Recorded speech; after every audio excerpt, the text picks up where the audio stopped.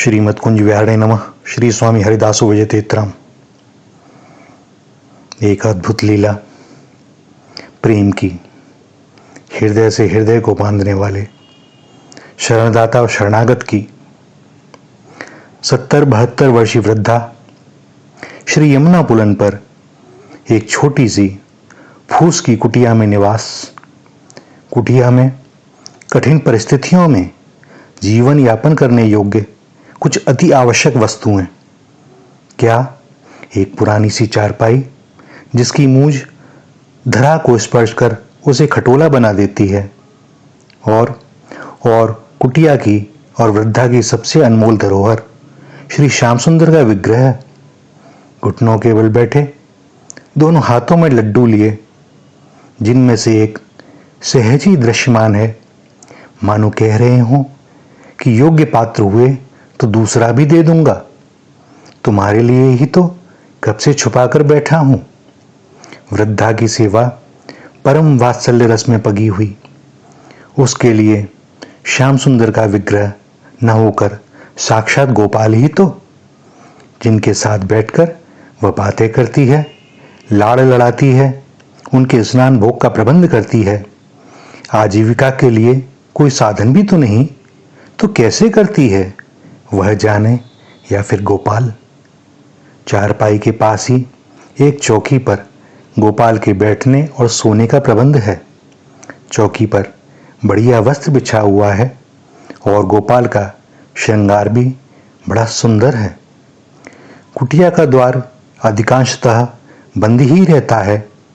वृद्धा की एक ही तो अमूल्य निधि है, कहीं किसी की कुदृष्टि पड़ गई तो।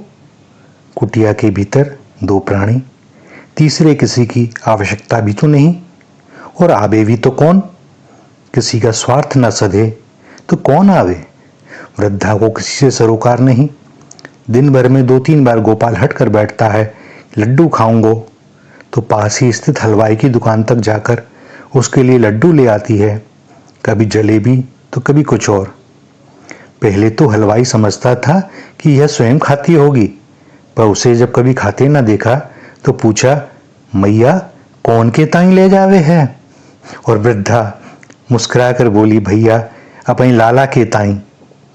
हलवाई ने अनुमान किया कि वृद्धा सठिया गई है अथवा अर्ध विक्षिप्त है, सो मौन ही रहना उचित समझा। वैसे भी उसे क्या, मैया दाम तो दे ही जाती है, अब भले ही वह मिठाई का कुछ भी करे। वृद्धा मैया एक हाथ से लठिया ठकठकाती मिठाई को अपने जीर्ण शीर्ण आंचल से ढककर लाती कि कहीं किसी की नजर न लग जाए। कुटिया का द्वार खोलने से पहले सशंकित सी चारों ओर देखती और तीव्रता से भीतर प्रवेश कर द्वार बंद कर लेती। एकांत में लाला आरोगेगा।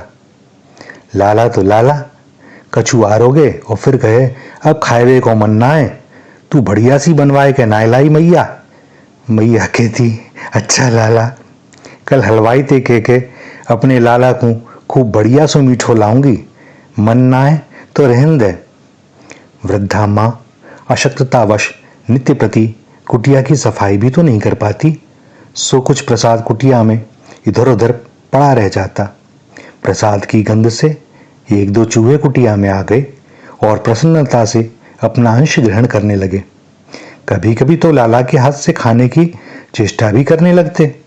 लाला घबरा कर चिल्लाता, मैया मैया, ये सब खाए जा रहे हैं, मोते छीन रहे हैं। मैया अपने डंडे को फटकार कर चूहों के उपद्रव को शांत करती। एक बार द्वार खुला पाकर एक बिल्ली ने चूहों को देख लिया और वह उनकी ताक में रहने लगी। फूस की झोपड़ी में छत के रास्ते उसने एक निगरानी चौकी बना ली और गाये भगाए वहीं से झांककर चूहों की टोह लेती रहती। चूहा और बिल्ली की धींगा मस्ती के बीच 2 अशक्त प्राणी, एक बालक एक वृद्धा। बालक भय से पुकारे और वृद्धा डंडा फटकारे। एक रात्रि सब निंद्रा के आगोश में बिल्ली को कुछ भनक लगी और उसने कुटिया के भीतर छलांग लगा दी। धप्प का शब्द हुआ। चूहे तो भाग निकले, किंतु लाला भय से चित्कार कर उठा, मैया, बिलैया आए गई, मैया उठ। मैया उठ बैठी और अपने सोटे को फटकारा। बिल्ली जहां से आई थी वहीं त्वरित गति से भाग निकली। मैया ने गोपाल को हृदय से लगाया और बोली, लाला, तू मेरो लाला ही ना है, तू तो भगवान भी है, तबू बिलैया से डरे। लाला बोलो, मैया, भगवान मैं ना जानू, मैं तो तेरो लाला हूं, मोय तो सबन को डर लगे है। तू तो मोय अपने पास सोआवे कर, फिर मोय डर ना लगेगो।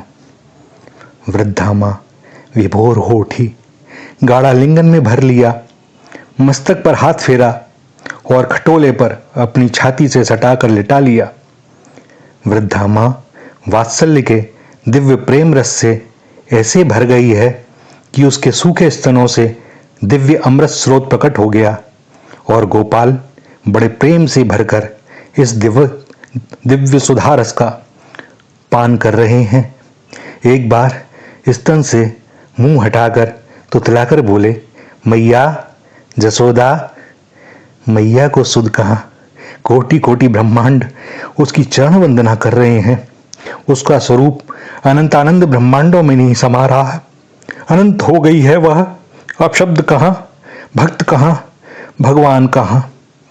नीति नीति। श्री राधा, श्री राधा, श्री राधा।